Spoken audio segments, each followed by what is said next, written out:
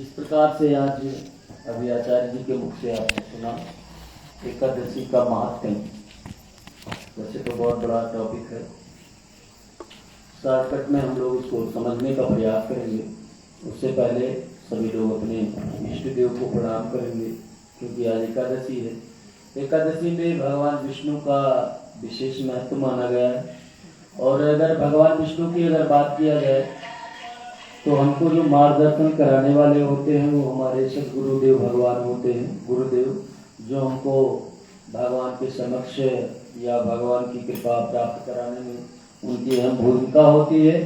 तो हम लोग सबसे पहले अपने गुरु के चरणों में अपने मन में प्रणाम करें और अपनी टूटी बाणी से जो भी आपके मन में गुरु के लिए वंदना है उस वंदना को 2-4 बार अपने मुख से याद कर लें। सबसे पहले गुरु को प्रणाम करने और वंदना करने के बाद में जिस प्रकार सनातन का या वैष्णव का एक नियम है कि सबसे पहले गणेश भगवान को प्रणाम करते हैं और उनको वंदना करते हैं। अपने इष्ट देव, ग्राम देव, कुल देवी देवता सभी को ध्यान करते हुए आज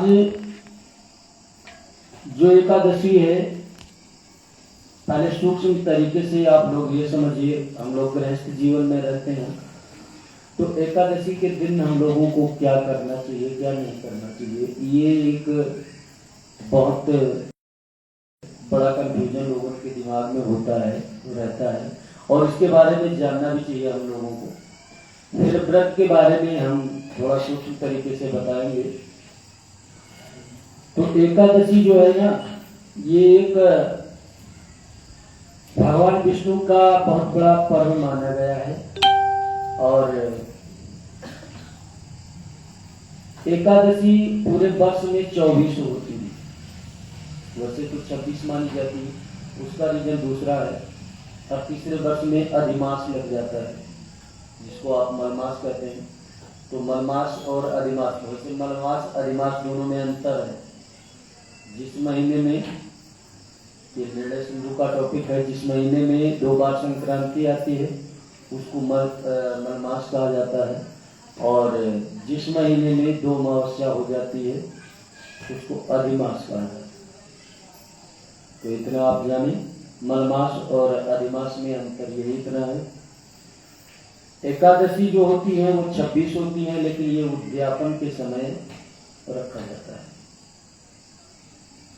और एकादशी के दिन विशेष करके जो चावल है, जिसको आप तांदुल बोलते हैं अपनी भाषा में, मातृभाषा जो आपकी है तांदुल, उसका बड़ा परहेज माना गया है। स्पर्श नहीं करना चाहिए, कीड़े के समान होता है। एकादशी के दिन चावल कीड़े के समान माना गया है, उसको स्पर्श नहीं करना चाहिए कभी भी। खाने की बात जाने दो, अभी और सूक्ष्म तरीके से बता देंगे कि कैसे आप लोग व्रत का लाभ ले सकते हैं। तो पहला तो निर्देश आपको ये मिला सावधानी कि एकादशी के दिन आप चावल को अगर स्पर्श ना करेंगे तो अगर व्रत नहीं कर रहे हैं, भगवान से लाभ नहीं अगर ले रहे हैं, पुण्य अर्जित नहीं कर रहे हैं, तो हम पाप भी अर्जित नहीं कर रहे हैं। सबसे बड़ा विषय ये है, हमको पुण्य ना मिले हमारा कोई फर्क नहीं, पूर्व जन्म के कर्म के हिसाब से हम कर्म कर रहे हैं, लेकिन इस जन्म में आकर के हम किसी प्रकार का पाप अर्जित न करें, इससे हमको सावधान रहना चाहिए। तभी हमारा मानव जीवन जो है वो सार्थक रहेगा। क्योंकि पशु की तरह अगर हम बिहेवियर करते हैं, पशु तो अज्ञानता है, अज्ञान है, फिर मानव और पशु में फर्क क्या है? तो मानव होने के कारण हम लोगों को एक जो शास्त्र मत की बातें हैं, एकादशी के दिन चावल को बिल्कुल स्पर्श ही नहीं करना चाहिए। आप लोग घर में रोटी पका सकते हैं। अच्छा, एक टॉपिक और है, कुछ जगह पे एक क्या बोलते हैं उसके, सामा के चावल को, कौन सा मसाला, सामा का चावल जो है ना, कुछ लोग व्रत में प्रयोग करते हैं। बट चावल सारे समान होते हैं। वो एक दूसरा टॉपिक है कि वो सामान है, वो धान का चावल है, लेकिन चावल समान है, इसलिए आप उसको भी नहीं प्रयोग करेंगे। सामा को भी व्रत में आपको जो प्रयोग किया जाना है वो आप फल ले सकते हैं, आलू को फलाहार में ले सकते हैं, और दूध ले सकते हैं, दही का सेवन कर सकते हैं। एक सिंगाड़ा आपके यहाँ शायद मिलता है, सिंगाड़े का आटा, और कुट्टू तो शायद आपके कुट्टू इधर नहीं, वो हमारे यहाँ सिंगाड़े का मिलता है, कुट्टू का नहीं मिलता। हाँ, तो कुछ जगह अलग अलग कल्चर है जहाँ पे जिस प्रकार की सुविधा, उस हिसाब से व्यक्ति को पालन करना चाहिए व्रत में। अच्छा, व्रत में और क्या करना चाहिए और कैसे व्रत को करना चाहिए? देखो, व्रत के बड़े विधान हैं। शास्त्र मत की अगर बात करेंगे तो जो 10वीं तिथि है, यानी एकादशी के एक दिन पूर्व पहले 10वीं तिथि में शाम को उनको चावल नहीं खाना है, वही से परहेज स्टार्ट है। और जो तामसी भोजन होते हैं उनको नहीं प्रयोग करना है, उसके लहसुन, प्याज, मसूर की दाल, ये सारी चीजें, बैगन, ये सारी चीजें शाम को नहीं खाना चाहिए। ठीक है। फिर एकादशी का आप सुबह व्रत कर सकते हैं, और दूसरे दिन व्रत के उपरांत दूसरे दिन यानी द्वादशी वाले दिन, जिसको प्रदोष भी बोला जाता है, उसमें आप पालन करेंगे। तो उसमें आपको चावल के द्वारा ही पालन करना है। उस दिन आपको चावल जरूर खाना है, कंपल्सरी है। एक दिन नहीं खाना है, एक दिन खा के व्रत नहीं करना है, एक दिन छूना तक भी नहीं है व्रत समय, और फिर तीसरे दिन आपको उसी चावल के द्वारा ही पालन करना है। अब इसका कारण और रीजन थोड़ा बड़ा है, तो इसमें कभी विस्तार पूर्वक जब समय होगा विस्तार पूर्वक आप लोगों को समझा देंगे। अच्छा, अगर कोई बाल वृद्ध है और बीमार व्यक्ति, इन तीनों का कंडीशन अलग अलग है। बालक के लिए कोई दोष नहीं है, वृद्ध के लिए कोई दोष नहीं है, और सेम कंडीशन बीमार व्यक्ति के लिए। हालांकि स्पर्श किसी को नहीं करना चाहिए, चावल का स्पर्श, और चावल बनाना तो बड़ी दूर की बात है। एकादशी वाले दिन तो स्पर्श ही परहेज है, बनाने की बात तो हम कर ही नहीं सकते, उसका तो कोई कंडीशन आपको बता ही नहीं सकते। उसके लिए हमारे पास कोई शॉर्टकट रास्ता नहीं है बनाने वाले का। तो ये तो आपका परहेज हुआ चावल का विशेषतया। और व्रत करने वाली अगर बात है कि कोई अगर वृद्ध आदमी है, अगर वो व्रत नहीं रख सकता है या बीमार अवस्था में, तो उसके लिए एक रास्ता ये है कि अगर वो एक समय ही भोजन करेगा या चावल ना प्रयोग करके भोजन करेगा, तब भी उसको एकादशी का व्रत फल प्राप्त होगा। पूर्णतया नहीं तो सूक्ष्म तरीके से मिलेगा, पर मिलेगा जरूर उसको। हाँ, परहेज में चावल सबसे बड़ी महत्वपूर्ण बात है। अभी जो थोड़ी देर पहले बताई गई, इन सामग्रियों को परहेज करके अगर कोई वृद्ध आदमी है और वो व्रत करना चाहता है, वृद्ध मतलब बूढ़ा, तो उसको लाभ अवश्य मिलेगा। रही बात जैसे शारीरिक अवस्था के हिसाब से, कोई अगर बीमार है तो वो अपनी बीमारी को, अवस्था को देखते हुए व्रत को करना या ना करना उसके ऊपर निर्भर करता है, या उसके चिकित्सा निर्देशक के अनुसार समझ आए महाराज जी बता। बिल्कुल सूक्ष्म तरीके में मैंने आप लोगों को समझाया है। महाराज जी, अगर भूल चूक में कोई भी व्यक्ति अगर चावल खा लेता तो उसका अपराध कैसे क्षमा करेंगे? भगवान से फिर क्या कर सकते हैं कि अपन के कौन सी स्तुति कर सकते हैं जिससे कि भगवान हमारी कबूल को स्वीकार करे और क्षमा कर दे? देखो, स्तुति इसके लिए तो मैं कुछ नहीं कर सकता हूँ, केवल प्रायश्चित है, सतमार्ग है। सतमार्ग बहुत बड़ा वर्ड हो गया, प्रायश्चित किया जा सकता है। अगर अज्ञानता बस कोई खा भी लिया तो शायद है नारायण उसको स्वयं उस चीज के लिए क्षमा कर देते हैं, जिसके पास ज्ञान नहीं है इसके बारे में कि मेरे को क्या करना चाहिए क्या नहीं करना चाहिए, तो वो अज्ञानता में हो जाता है। उसके लिए केवल प्रायश्चित है, प्रायश्चित व्यक्ति को करना चाहिए। और प्रायश्चित से बढ़कर कोई स्तुति नहीं है, कोई पूजा नहीं है, कोई पाठ नहीं है। कहीं भी गलती हो तो प्रायश्चित ही सबसे बड़ा पूजा पाठ और क्षमा याचना है। तो महाराज जी पाप क्या है पुण्य क्या है? दोनों में बहुत बड़ा अंतर है श्रीमान जी। पाप को आप किस नजरिए से जानना चाहते हैं? पाप और पुण्य, जब तक आपके पुण्य अर्जित हैं पूर्व जन्म के, तब तक आपका जीवन बहुत सुचार और सही रास्ते पर चलेगा। और जैसे आपका पुण्य थोड़ा सा डगमगाया तो पाप आपको दबोच देगा। जीवन और गृहस्थ की समस्याएं वहीं पे उथल पुथल हो जाएंगी। आपके जीवन में नाना प्रकार की समस्या उत्पन्न हो जाएगी। आपके जीवन और दौड़ जाएगा। आप ऐसे समझ सकते हो कांटे और खुशबू वाली बात, फिर आपके जीवन में कांटे आ जाएंगे। एक कदम रखोगे कांटा चुभेगा, दो रखोगे कांटा चुभेगा। जब तक आपका पुण्य अर्जित है तो पुष्प की तरह आप पड़ा है रास्ते में पुष्प, उस पर आप चलते जा रहे हो, कोई फर्क आपको नहीं पड़ता। आपके जीवन में सारे कार्य आसानी से होते चले जाते हैं। ये पाप और पुण्य में आप सूक्ष्म तरीके से जान सकते हैं। बाकी दोनों की कथाएं बहुत विस्तार पूर्वक है। तो महाराज जी गृहस्थ में रह करके अगर आदमी पुण्य भी करे और पाप भी करे तो किसका फलौड़ा भारी होता है? देखो भाई, आपका क्वेश्चन जो है बहुत देखो अच्छा है। इनके नहीं पता, ये तो नादान बच्चे हैं। बहुत अच्छा है क्वेश्चन आपका, लेकिन मैं ये कहना चाहता हूँ ब्राह्मण होने के नाते मैं पाप करने के लिए तो किसी को उदत कर नहीं सकता हूँ, उत्तेजित कर नहीं सकता हूँ। हाँ, पुण्य जरूर करिए और सुबह उठ करके कुछ मत करिए तो स्नान करके सूर्य नारायण जो हमको प्रकाश देते हैं पढ़, किसी को ढूंढने जाने की आवश्यकता नहीं।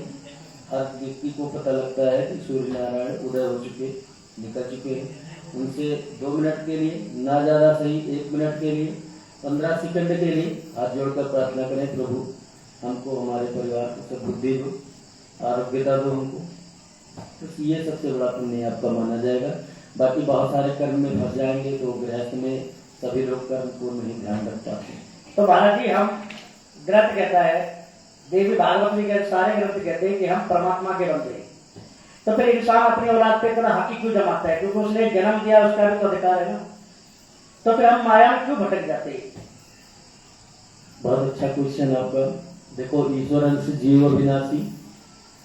इस पृथ्वी पे जितने भी व्यक्ति हैं सभी ईश्वर के अंश हैं, जिनमें जीव है।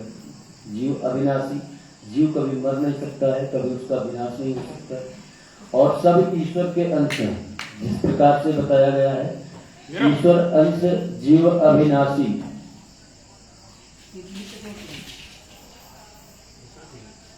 वैसे तो एक भागवत का छोटा मोटा आपको अध्याय में से छोटा शॉर्टकट में उठा के समझाना चाहता हूँ। इसमें भगवान श्री कृष्ण जी लीला कर रहे थे, बाल लीला। उस समय ब्रह्मा जी के दिमाग में कोई संशय उत्पन्न हुआ कि ये कैसे भगवान है, लोगों का जूठन खा रहे हैं, लोगों के बीच में बैठ रहे हैं, लोगों का औरतों का चीज चुरा रहे हैं, छिपा रहे हैं, छिप छिप के बैठ रहे हैं, किसी की गागर फोड़ रहे हैं, किसी के घर में चोरी कर रहे हैं। ये कौन से भगवान हो सकते हैं? ये नहीं है भगवान। तो उन्होंने कहा परीक्षा कैसे लिया जाए। ब्रह्मा जी ने सोचा परीक्षा इनका लिया जाए तो कैसे लिया जाए। भगवान को तो सब कुछ पता है, नारायण को तो सब कुछ पता है, क्योंकि वो नव लीला कर रहे हैं तो उनको तो सारी चीजें पता है।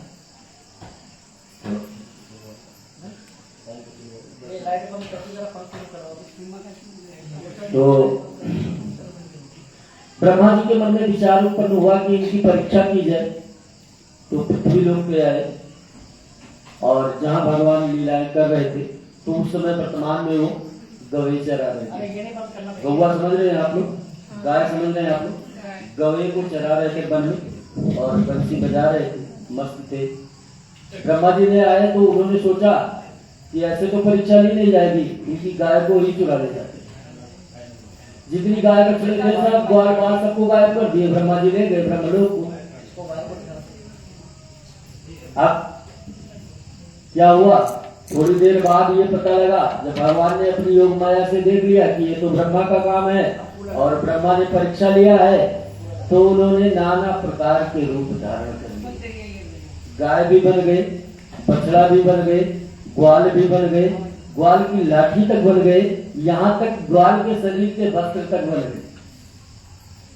तो ये भगवान की लीलाएं जो हैं वो इस प्रकार की हैं जैसे आपने अभी क्वेश्चन किया महाराज जी ने कि आदमी जो है वो गृहस्थ में रहकर कैसे मोह माया में फंसता है, तो हर व्यक्ति के जीवन में दो चीज बहुत महत्वपूर्ण होता है। आपको समझा रहा हूं, एक सूक्ष्म तरीके का छोटा सा और है, कथा के ही माध्यम से ही बता सकते हैं भाई, कहानी की कथा के माध्यम से हम बता सकते हैं, और वैसे तो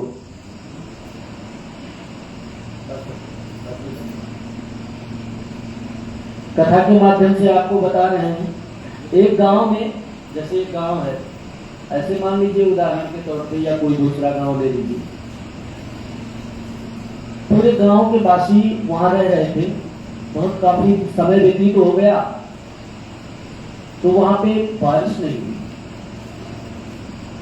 लोग भूख प्यास से सब परेशान थे, अन्न जल, भाई बारिश नहीं हुआ तो अन्न नहीं उत्पन्न हो सकता है, और अन्न उत्पन्न नहीं होगा तो व्यक्ति का जीवन जो है वो बाधित होगा। व्यक्ति का जीवन अन्न के बिना और जल के बिना, दो के बिना नहीं चल सकता है, बाधित हो गया। बहुत लोग परेशान थे, त्राहिमाम सभी लोग कर रहे थे। थोड़े दिन और व्यतीत होने पर उसी गांव में अग्नि लगी, आग लगी, जिसको आग कहते हैं हमारी अवधी भाषा में, हिंदी में अग्नि कहा जाएगा। तो सभी गांव वाले तो भाग गए, पर वहां पे दो लोग लाचार व्यक्ति थे, और उन लाचार की ऐसी व्यथा थी कि एक व्यक्ति तो वहां पे आंख से जो है वो कमजोर थे। ध्यान देना, बड़े मेन पॉइंट की टॉपिक है।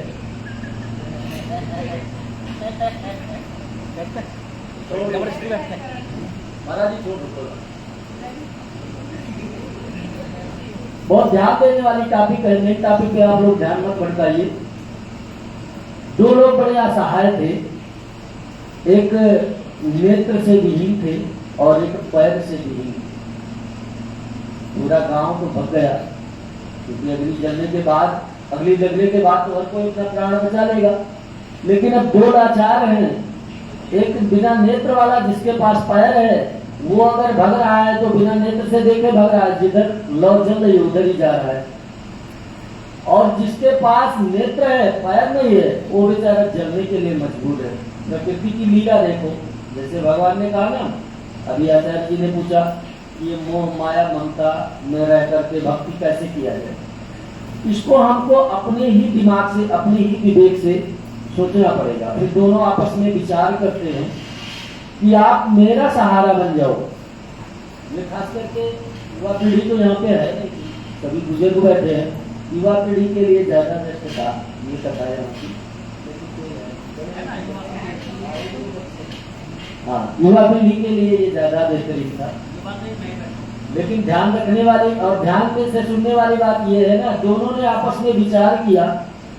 तो अंधा बोला, भाई देखो मैं नेत्र से विहीन हूं और मेरे पास पैर है। लंगड़ा बोला कि मैं पैर से विहीन हूं, मेरे पास नेत्र है। तो एक दूसरे का सहारा बन के हम लोग भी गांव से बाहर चले चलते हैं, नहीं तो हम दोनों जल जाएंगे। इसी प्रकार एक दूसरे का सहारा लेकर के और दोनों गांव से बाहर चल गए, दोनों ने अपनी जान को बचा लिया। प्रेम से बोलिए आनंद कंद भगवान की। अब इसको आप अपने जीवन में कैसे उतारेंगे, ये समझने की बात है। यहाँ पे ये समझने की बात है कि हमको अपने जीवन में क्या उतारना है, और हर व्यक्ति के जीवन में अंधा और लंगड़ा दोनों साथ। बुढ़ापा जो होता है वो व्यक्ति का लंगड़ा होता है, और जवानी जो होती है वो अंधा होता है। जवानी में कुछ दिखता नहीं है।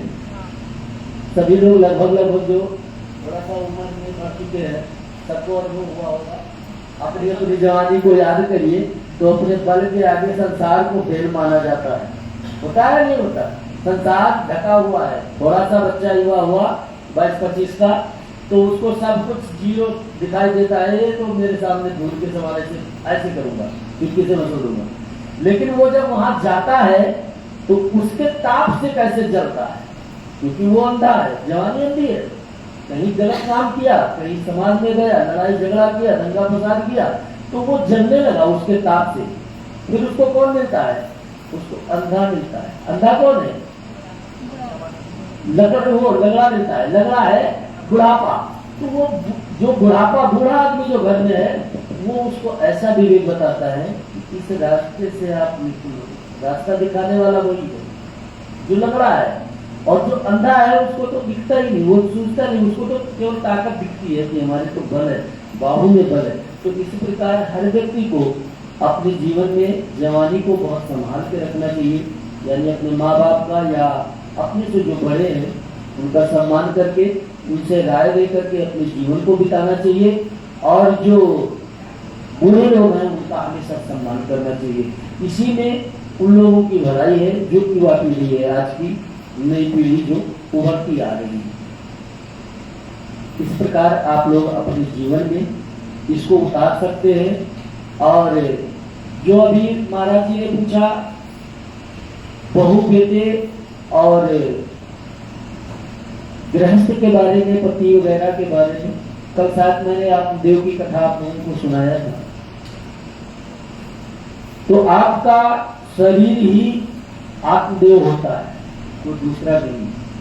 और बुद्धि आपकी बिगड़ी है। बस ऐसे ही आप समझ सकते हैं कि इंद्रियां हमारी क्या है, वो आपके संतान है, आपके पुत्र हैं। आपको कैसे उनको कंट्रोल करके चलना है, कैसे रास्ते पे चलाना है, मन को कैसे, आवश्यकताओं को कैसे कवर करना है, ये आपके अपने ऊपर सारा चीज निर्धारित होता है। बाकी ये तो संसारिक गति है, हर कोई पुत्र से, बहू से, पति के पास हर कोई रहता है और संसार में यही होता रहता है। इन सब के साथ रह करके हमको भगवान से स्नेह करना है, भगवान की कथा में समय निकाल के बैठना है, भगवान के लिए पूजा, अपने लिए पूजा करना है, भगवान के लिए क्या। लेकिन आजकल तो पूजा भगवान को रिश्वत देके होता है, प्रभु हमारा ये काम करवा देना, आपको 10 रुपए का हम भोग लगाएंगे, होता है नहीं होता? हर कोई ये चाहता है। ये गोस्वामी तुलसीदास जी ने कहा है कि कर्म प्रधान विश्व रहा। और इधर द्वापर में आकर के भगवान श्री कृष्ण ने कहा है कि मैं ही सब कुछ हूं। तो इसमें अर्थ क्या है? मतलब द्वापर में तो कहा है कि कर्म जैसा करोगे वैसी गति होगी।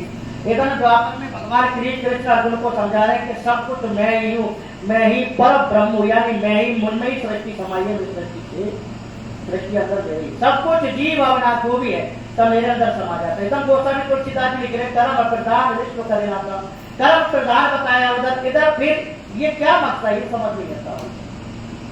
अब इसको आप इस तरीके से समझ लीजिए, जैसे कर्म प्रधान विश्व कर रखा, ये बहुत बड़ी चीज है। और जो जिस करे सो तस परिचय कहा, यही है उदाहरण के तौर पर, चौपाई भी यही है। अब इसको हमको अनुसरण इस प्रकार करना है, जैसे मान लिया जाए सुबह अगर आप उठते हैं और अपने पैर को जमीन पे ना करेंगे तो क्या ऑटोमेटिक आपका पैर जमीन पे आ जाएगा? नहीं आएगा। और जमीन को पैर पे आपने रखा, आपका कर्म वहीं से स्टार्ट हो गया, क्योंकि पग आपका काम करना स्टार्ट हुआ। यही चीज बाल्यावस्था में जब बच्चा होता है, इसको 2 अक्षर से आप समझ लीजिए, केवल 2 अक्षर से।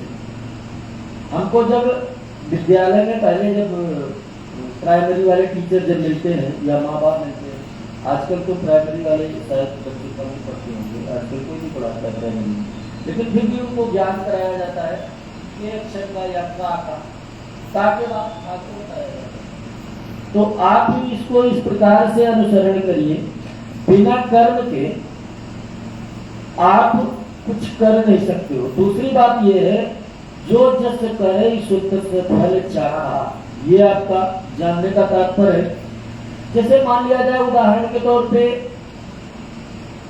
आप खेती करते हो, तो खेती वाले ज्यादा हो गए यहाँ पे, आप बच्चे तो अगर मान लिया जाए आपने अपने खेत में किसी चीज का बीज बोया या गेहूं या धान, कोई एक चीज का अनुसरण मान लीजिए, जैसे धान बोया और अगर आपकी इच्छा है कि मेरे को धान के अलावा मोती उगाए, नहीं हो सकता है। नहीं होगा। कर्म आपने क्या किया है, वो कर्म है आपका ना, तो मोती नहीं आ सकती, क्योंकि इच्छा तो मोती की है, ठीक है, इच्छा मोती की है, लेकिन कर्म हमने क्या किया है, धान वाला किया है ना। तो इसीलिए कर्म को प्रधान कहा गया है। ये आपके भाग्य को और आपके जीवन को आगे ले जाने में और नाना प्रकार के साधनों को उत्पन्न करने में और उसका लाभ लेने के लिए ये चौपाई बताई गई है। अपने कर्म को करके व्यक्ति जो है वो आगे बढ़ सकता है, निरंतर अपने जीवन को, अपने परिवार का ग्रोथ कर सकता है। क्योंकि कई लोग इस प्रकार के या बहुत सारे लोग इस प्रकार के हैं, अनुसरण करते हैं अपने मन में कि जो हमारे भाग्य में होगा वही मिलेगा, लेकिन कर्म करके अपने भाग्य को परिवर्तित कर सकते हो, बदल सकते हो। ये है कर्म प्रधान वाले चौपाई का अनुसरण, और इसी प्रकार व्यक्ति को अपने जीवन में उतारना चाहिए। कर्म प्रधान है, भाग्य जो है आपका वो आज का नहीं, वो पूर्व जन्म का। हमारा अपना अनुसरण है, अपना मानना है कि पूर्व जन्म में मैंने क्या करके आया और कितना पाप किया, कितना पुण्य किया, उस हिसाब से हमको यहाँ पे दुख और सुख दोनों प्राप्त हुए हैं। अब कर्म जो करूंगा उसको हम परिवर्तित कर सकते हैं। बहुत दुख हमारे जीवन में है, सब कर्म करने लगूंगा, अच्छा कर्म करने लगूंगा, हमारा दुख परिवर्तित हो जाएगा, सुख में तब्दील हो जाएगा। नहीं, अगर सुख हमको प्राप्त होगा तो जो दुख है वही हमारा कम हो जाएगा, आसान हो जाएगा जीवन। ये है कर्म प्रधान। महाराज जी की बात समझ में आ रही है आप लोगों को? है कितने लोगों के समझ में आ रही है? सभी लोग समझ रहे होंगे। देखो गर्दन हिलाने से बात नहीं है। देखो आज एक दोनों कैसे भी समझ लो, महाराज समझ लो, आप दोनों में एक तरफ इसको वो नहीं बोल सकते, बहस नहीं बोल सकते। तुम लोगों के ज्ञान के वास्ते, क्योंकि तुम लोग तो पगले हो, तुम लोगों को तो ज्ञान है ही नहीं, ठीक है। थोड़ा बहुत तो हमें है महाराज जी के आशीर्वाद से, अपने गुरु महाराज जी के आशीर्वाद से। तो महाराज जी आपने अभी कहा था कि अगर व्यक्ति 100 की जमीन पर पैर रखता है तो वहीं से कर्म स्टार्ट हो जाता है। क्या कर्म ही पैर ही कर्म करते, क्या बाकी और शरीर कर्म नहीं करता? नहीं, देखो आप जो है ना, वैसे अगर ये देखा जाए तो जब शरीर की आप बात करेंगे आचार्य जी, तो जैसे हमारा नेत्र खुला, जैसे हमारा नेत्र खुला, आपके शरीर की, आपकी बॉडी की एक्टिविटी वहीं से स्टार्ट हो गई। कर्म आपका पहले वहीं से हो गया, क्योंकि जब तक नेत्र नहीं खुलेगा कोई कर्म नहीं हो सकता। बहुत सारे लोग, जैसे हम लोग छोटे छोटे थे तो आचार्य लोग जो पढ़ाते थे वो बताते थे सुबह सो उठ करके जब उठना है, नेत्र खोलना है, अपने हथेली की रेखाओं को देखना है, फिर हमको बोलना है काग्रे वस्ते लक्ष्मी कर्मध्ये सरस्वती करमूले स्थितो ब्रह्मा प्रभाते कर दर्शनम। ये अपने हथेली को देखने का एक तात्पर्य है, और इसको हम लोगों को पहले ही सिखाया गया था। तो जब हमारा नेत्र खुला तो पहला कर्म और शरीर की एक्टिविटी तो वहीं से स्टार्ट हो गई। लेकिन समुद्र वसने देवी पर्वत स्थल मंडले विष्णु पत्नी क्षमा देवी पाद स्पर्श क्षमस्वमे। हाँ, धरती माता की है, आदिशक्ति की है, क्योंकि हम मानो शरीर में है, हम ऐसा मानते हैं सभी लोग। अभी जैसे उदाहरण में मैंने कहा ईश्वर के अंश हैं, फिर भी मानव शरीर में है, ईश्वर का अनुसरण हम लोग नहीं कर सकते हैं अपने जीवन में, न ईश्वर का जो है बराबरी उदाहरण ले सकते हैं। हम लोगों से नाना प्रकार की पाप होते हैं, नाना प्रकार के पाप होते रहते हैं। तो धरती माता को या उनके ऊपर हम चलने से पहले, कर्म करने से पहले उनको प्रणाम करते हैं कि किसी प्रकार की मेरे से जाने अनजाने अगर गलती हुई है तो उसके लिए मैं दंडवत प्रणाम आपको करता हूँ, आपसे माफी मांगता हूँ और आप हमको माफ कीजिएगा। ये हमारा कर्म का और शरीर के एक्टिविटी का विधान है। शरीर के एक्टिविटी से और कर्म से कोई विशेष लाभ नहीं है। कर्म हमेशा सत्कर्म ही करना चाहिए। कर्म हर कोई करता है। कर्म वो भी करता है जो अपने पेट के लिए सारी रात चोरी के लिए जगता है। कर्म वो भी करता है जो सुबह उठा भोलेनाथ को पहले जल चढ़ाएगा तभी कोई काम करेगा। कर्म वो भी करता है देखो ये सबसे बड़ी बात ये है ना, कर्म के अनुसार आप देखिए परमात्मा इस संसार को सृष्टि के जैसे वो करता है, उन्होंने रचाया है, तो जगता तो हर कोई है भूखा,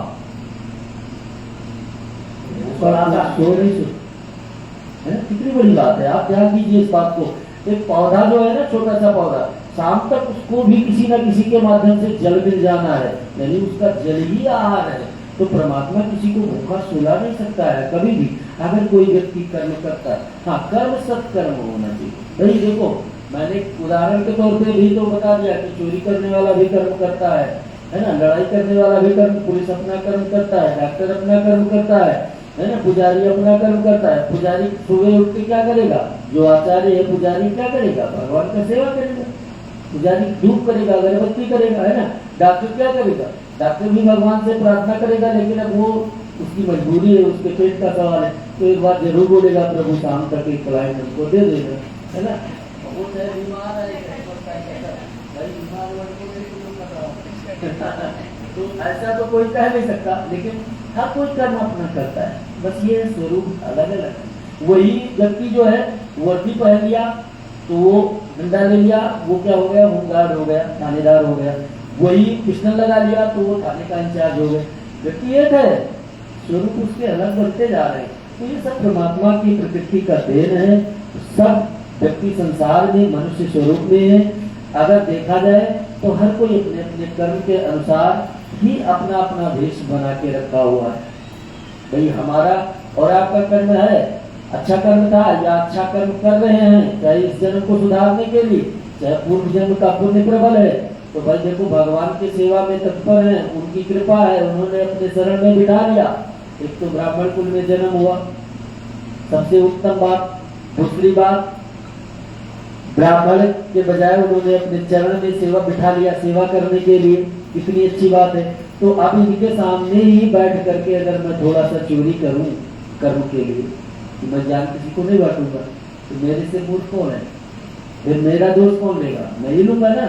तो जो जिसका काम है, जो जिसका कर्म है, उसको इसी प्रकार से भगवान दे रखे हैं, और हर कोई अपना अपना कर्म करता है। कर्म में बस इतना है कि आपको ये ध्यान रखना है सत्कर्म, क्योंकि सत्कर्म जो वर्ड है ना, कभी जब भागवत सुनोगे ना, ये वर्ड बहुत बड़ा है। सत्कर्म को जानने के लिए, सत्कर्म को जानने के लिए भागवत में ये जो गोकर्ण महाराज हैं, जिनके बारे में कल में कथा बताया था, आत्मदेव के जो गाय के गर्भ से जो बच्चा पैदा हुआ था, उनका नाम गोकर्ण रखा गया था। हाँ, धुंधली और आत्मदेव और धुंधकारी की कथा मैंने बताया था। तो गोकर्ण महाराज सत्कर्म के लिए नाना प्रकार का संसार में भ्रमण किया है कि सत्कर्म होता क्या है। देव ऋषि नारद से मिले हैं और बहुत सारे लोगों से मिले हैं। हर कोई यही सोचता है, देव ऋषि नारद भी साथ साथ भ्रमण कर रहे हैं, हर कोई ये सोचता है भाई छोटा मोटा कोई आदमी पूछे सत्कर्म क्या है तो उसको तो कोई बता दे, है ना। छोटे को पता नहीं है, और बड़ा जो ज्ञानी है वो शर्म के मारे बताता नहीं है कि जब देव ऋषि नारद ही पूछ रहे हैं सत्कर्म क्या है, तो हम क्या बता दें कि सत्कर्म क्या है।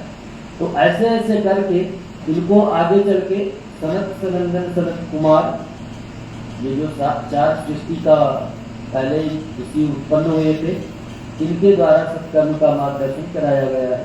सत्कर्म में केवल भगवान श्री कृष्ण को ही बताया जाता है। इसमें एक श्लोक भी है, और भगवान श्री कृष्ण के ही द्वारा उपदेश दिया गया है। एक मिनट। तो सत्कर्म सबसे बड़ा वर्ड है, और सत्कर्म बहुत अच्छा चीज है। सत्कर्म में आप अच्छाई केवल देखिए, बुराई की तरफ देखिए ही मत, अच्छाई देखिए। मेरे को पर डे नियम बना लीजिए एक अच्छा काम करना, वो अच्छा काम कुछ भी हो सकता है। अगर गोस्वामी तुलसीदास जी की एक चौपाई अगर आप अनुसरण कर लें तो वही भी बहुत बड़ी बात है। परहित सरिस धर्म नहीं भाई, आएगी होगी समझ में नहीं आएगी। और पर पीड़ा सम नहीं अधिमाई, इस वर्ड को आप याद करिए, एक ही है। परहित सरिस मतलब दूसरे की हिताई, हित, परहित सरिस आपके समझ में आ गया। परहित सरिस धर्म नहीं भाई, इसके समान कोई धर्म नहीं हो सकता। और पर पीड़ा सम नहीं अधमाई, दूसरे को आप पीड़ा दे दो, इससे बढ़कर पाप इस संसार में कुछ है ही। भगवान से इतना ही प्रार्थना करो कि मेरे द्वारा किसी को पीड़ा ना उत्पन्न हो और मेरे द्वारा किसी की भलाई पढ़े हो जाए। वो कोई छोटा व्यक्ति हो, बड़ा व्यक्ति हो, गरीब हो, आप थोड़ा दो ज्यादा दो, ये आपका सामर्थ्य।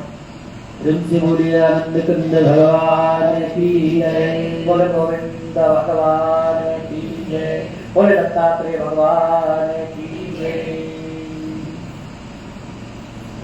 दानवमचंद्रनाथ भगवान की जय, नवनाथ भगवान की जय, द्वाराशी सिद्धों की जय, सदगुरु महाराज की जय। देखो सवाल तो बहुत है महाराज जी, सवाल तो खत्म नहीं होते। अब इसी में से सवाल बना दिया, सवाल कभी खत्म नहीं होता। आदमी का जो विचार है ना, माइंड होना चाहिए। महाराज जी ने जो कथा कही है ना, इसी में से हमने प्रश्न बना दिया कि महाराज जी शरीर में सबसे भारी चीज मन ही क्यों बनाया, मन के सहारे भक्ति क्यों नहीं कर पाता आदमी, ऐसी क्या चीज है उसके अंदर जो आदमी भटकता है, मन के कारण भटकता है। इसका सवाल कल आपको बताएंगे, सवाल तो बहुत है, इसका भी जवाब बताएंगे, कल बताएंगे, लेकिन समय हमारे पास कम है। लेकिन देखो, ज्ञान अगर तुम लेना चाहते हो ना, ले सकते हो 8 दिन के अंदर। 29 तारीख को महाराज जी जाएंगे, सवाल हम पूछेंगे, ज्ञान आपको मिलेगा। ये बहुत बड़ी बात है? लेकिन इसमें अहंकार नहीं है किसी के अंदर। ये क्या है, अब कोई भी व्यक्ति बाहर से आया, महाराज जी आए और भी महाराज जी आएंगे यहाँ, या चलते रहेंगे, ये स्थान ऐसा है पवित्र धाम, यह पवित्र धाम बन चुका है, यहाँ हर तरह के लोग आएंगे। लेकिन ज्ञान लेना हमारा, देना तुम्हारा काम है ना। इसलिए कहते हैं, बोले दत्तात्रेय भगवान की आता विश्वास रे,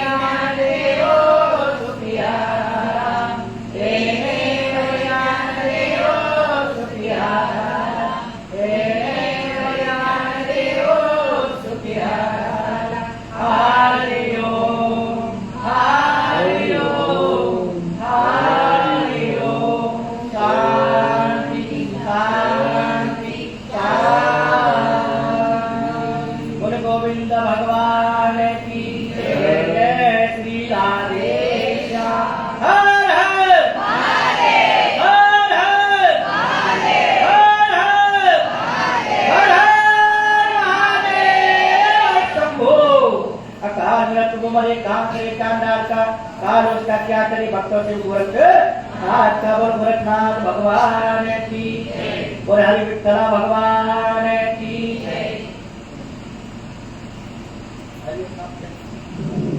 हरिओम नाभ्यासीदन्तरिक्षमाज्येष्ठां देवो समवर्ततः भूया भूर्दिशा श्रोता तथा लोका कल्पयन्नः यत्पुरुषेण यज्ञमदन्नवर्धसन्तोऽस्यासीराज्यं विष्णवाय नमः।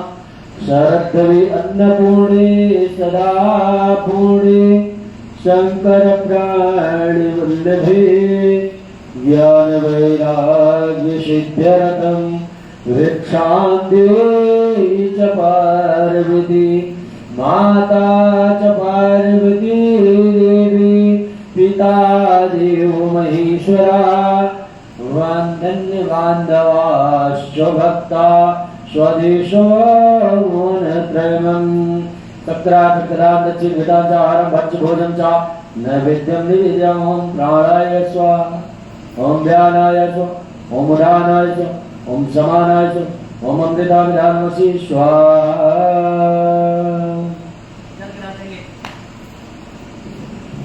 आनंद आलाय का आनंद झाला पक्का कुठे झाला आनंद कुठे झाला आनंद बताओ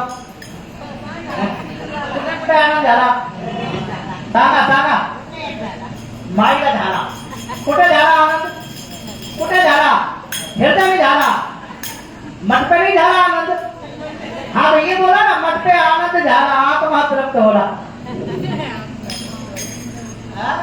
इसलिए कहते हैं आनंद कंद भगवान की। जब कथा होगी ना तो बहुत आनंद आएगा बहुत। सात्री की कथा अब 2.5 महीने हो रहे देखते क्या होता है राम जी की कृपा से है। ज्ञान चलो बहुत ज्ञान की बातें मिलेंगी ब्रह्म ज्ञान आत्मा ज्ञान किताबों का ज्ञान और शारीरिक ज्ञान सब ज्ञान मिलेंगे है। जोरे भाई भूलना नहीं जोरे भाई कुठे बैठी तू कुठे बसा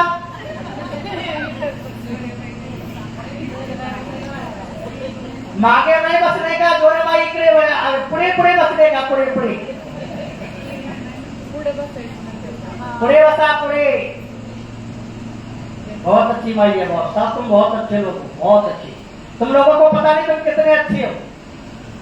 जब पानी गंगा में बहता है तो गंगा माता को नहीं पता है पानी कितना अच्छा है लेकिन सामने वाले को पता लगता है कितना साफ पानी है लगता है। ऐसे ही तुम लोगों को नहीं पता लगता कि तुम कितने अच्छे हो। तुम्हारे अंदर भी परत है परत जानते हो कई पैर फिसल जाता है क्या बोलते तुम्हारी भाषा में इसको फिसलन जो काली रहती है ना साइड में जम जाती है हाँ उसको उतारो तुम अपने ऊपर से उतारो। तुम बहुत अच्छे लोग हो जितने तुम्हारी परत उतर जाएगी ना उतने तुम हीरे जैसे चमक जाओगे। अब कब उतारना ये तुम्हारी जिम्मेदारी है जल्दी उतार लोगे तो अच्छा रहेगा और थोड़े लेट उतारोगे तो फिर लगा रहते वाली बात आ रही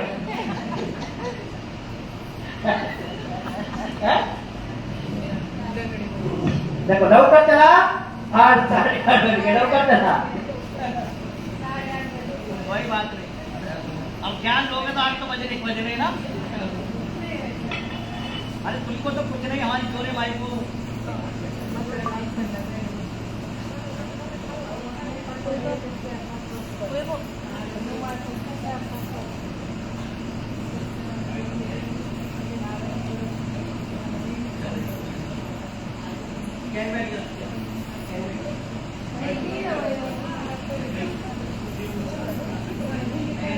जो जिसको कार्य दिया जाता है वो अपने हाथ से स्वयं करा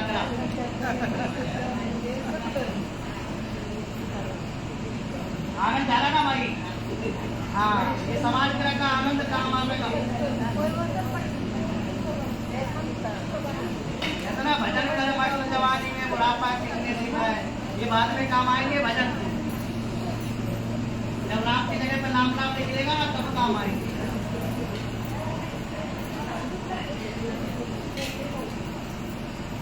हाँ घटोकर महाराज